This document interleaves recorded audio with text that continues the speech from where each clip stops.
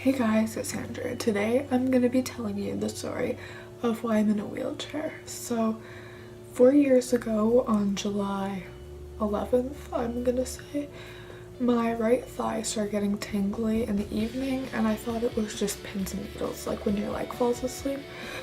And then I went to bed and I woke up the next morning and my abdomen had sharp pains and I could hardly walk, and my thigh from the night before started progressing down to my toes and just was completely tingly, and I was like dragging my leg, and I tried Tylenol and peppermint to get rid of the pains in my stomach and that didn't work.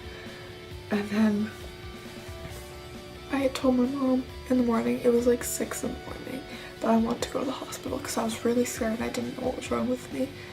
And my mom had work, so my dad took me. And my mom works at the old folks home, which is attached to the hospital, so it's really close anyways. So if anything were to happen, she'd be there. And the drive from my house to the hospital is about 5 minutes because we live in a small town. And yeah, by the time we got to the hospital, my left leg, my other leg, got completely numb except it was from the toes to my thigh, so it was the opposite of the other leg. And it was really, really weird and it was so painful. It was the worst pain I've ever felt in my life. And when we got to the hospital here, they put me in a wheelchair because my dad carried me into Emerge, so that's pretty terrifying. And they asked me a whole bunch of questions and we waited for a really long time. It felt like, and maybe it was an hour, but it felt like a really long time before I got sent to the city hospital. And when we finally got to the ambulance, because the town hospital was no help, they made me stand up and I fell to the ground because my legs were numb and I can't wait there. And I tried drinking and like drinking prune juice or something, and then on the ambulance ride there, the ambulance ride was about an hour and I threw up because I was so scared, and my mom was with me and my dad was close behind us in the vehicle and it was just really scary. So we got to the hospital and we waited in Emerge for a little while, but not that long. The ambulance drivers were like really, really, really nice and they gave me a cute little stuffed animal. And so I don't know where I was, like it was just a whole bunch of rooms, and then a whole bunch of doctors came and saw me and asked me tons of questions, like if I fell or if it was my legs, or one doctor asked if I ate artificial meat, so that makes me wonder why he would ask me that. Like, I don't know, so that's kind of gross, and I wonder about artificial meat now. I will never forget that. And the doctors were really, really nice, and they didn't know what was wrong until I think a day later. And at first I was thinking that I would walk again, and well, I didn't know, or I thought I was gonna die.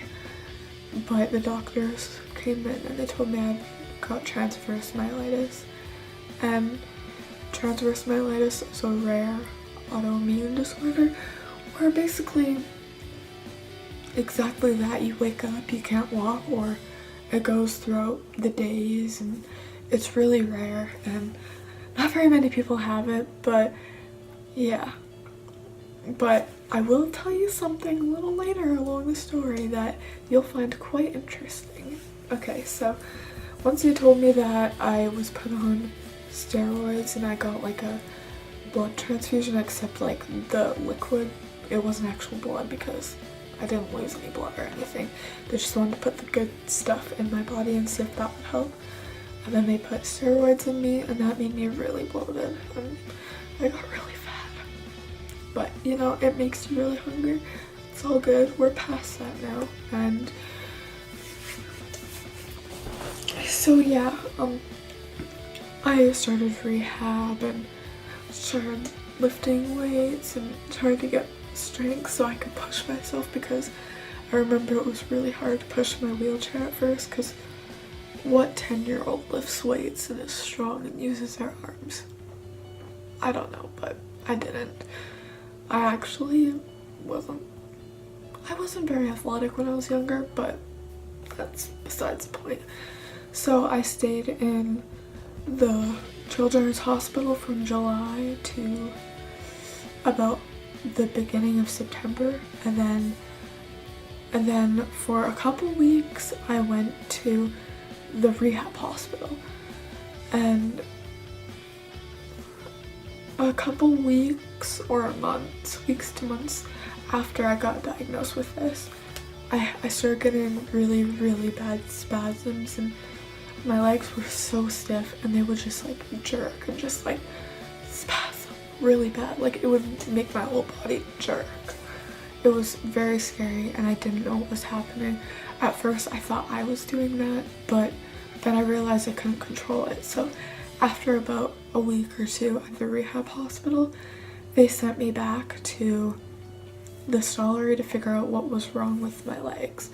They didn't know if I was gonna get transverse myelitis higher, because they didn't know what was going on, because it's a rare case to begin with and you're gonna need to get tests done, which honestly I feel like I was so like, it wasn't really that bad of an experience for me. I just looked at the positive things, like at least I'm still here, and at least it's only from here down. And yeah, so once I went to the hospital, they put me on some baclofen. Baclofen is a medicine to help spasms. I'm not sure if it's just in your legs or your whole body, I'm not really sure, but it just makes it so that your legs don't spasm. But it didn't really work. Actually, it didn't work at all, because my spasms were very extreme and uncontrollable.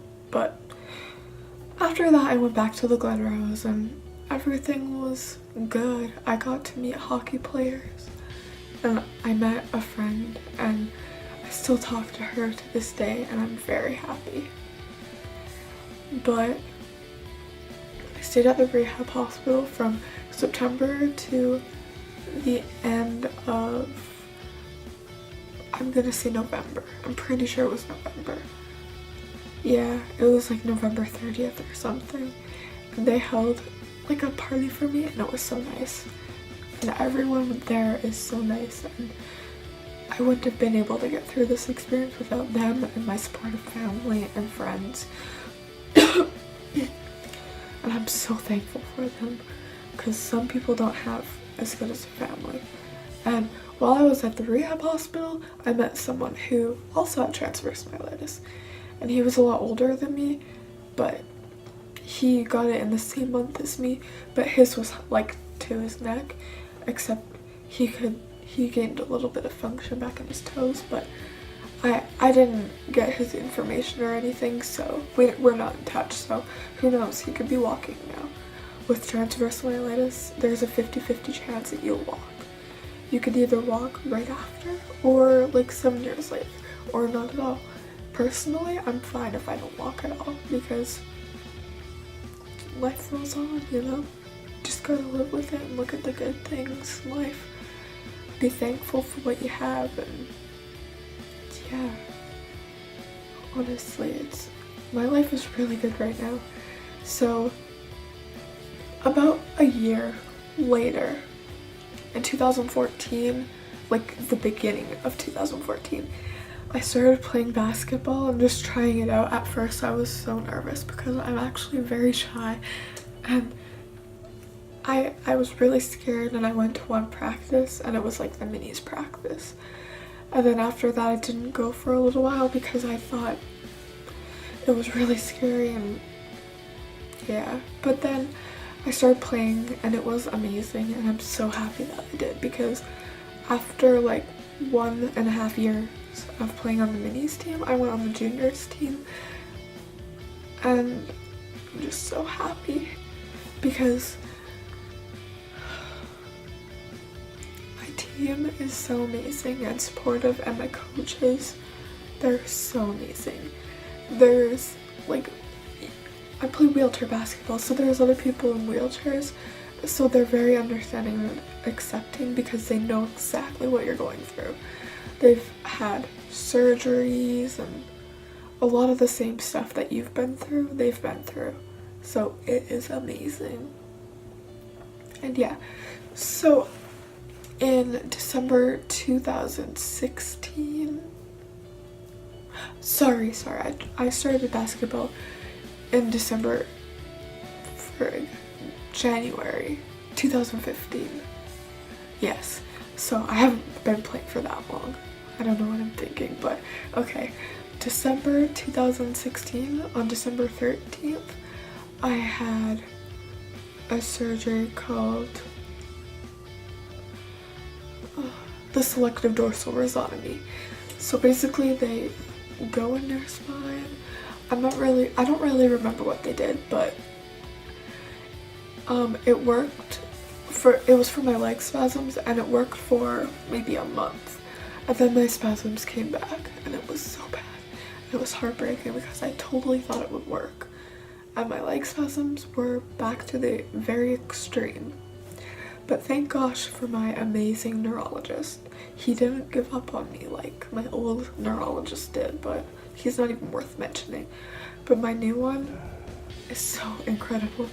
So that one didn't work, but back in June, I think it was June 12th, I got a myelotomy, and they went into my spine and cut my nerves from T10 down, and my spinal cord injury is to T9. And guess what? It worked. And my legs don't spasm. They're like noodles. Like cooked noodles. They don't move. They twitch a little in the thigh, but that's completely normal because he didn't cut the muscles there. Because if he did, it would have made it easier for me to get like pressure sore since I'm sitting all day. So I'm just so happy it worked. Because since this surgery, I've been very independent, and I'm so happy.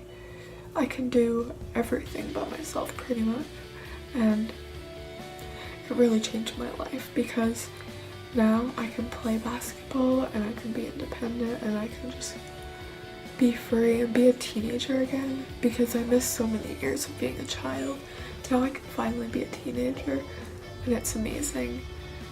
And now, since I'm taking basketball seriously, it's in the city and we live in a town about an hour away. And we're gonna move to the city so that I can be more into it and go 2 times a week rather than 1 time. We can go twice a week sometimes, but it's really hard, especially when the weather's crappy and like snowing and stuff. Cause, you know, sometimes it snows in like October, but yeah, sometimes, and it'll blizzard and get really scary, so yeah, it'd be so much easier if we just lived in the city that it was in, because then we wouldn't have to worry about that. But yeah, so everyone just has to remember that life rolls on, and honestly, for me, it was a little easier to accept because you're in a hospital and you see like a lot of other children going through even worse things. Some things I wouldn't be able to cope with, and this to me is easy to cope with because you can do everything when you're in a wheelchair. Like, you have no limits. When someone tells you you can't do anything, you can do everything, and you can even go upstairs, like, honestly. I'm getting a new chair too, and I'm very happy about that because I've had this chair since my spinal cord injury that was 4 years ago, and it's very clunky and big because I used to be bigger, but now I'm small. And it's a Tylite, the 10-pound one, ZRA or something, and I'm gonna get all black and it's gonna be real hot. Yeah, So if you have any requests or anything, just let me know in the comments. And yeah, please give this video a thumbs up and please share if you just want to show some of your friends. Go ahead, and if you have any stories like this, just leave them down below too. That'd be awesome. And give it a thumbs up and please subscribe, and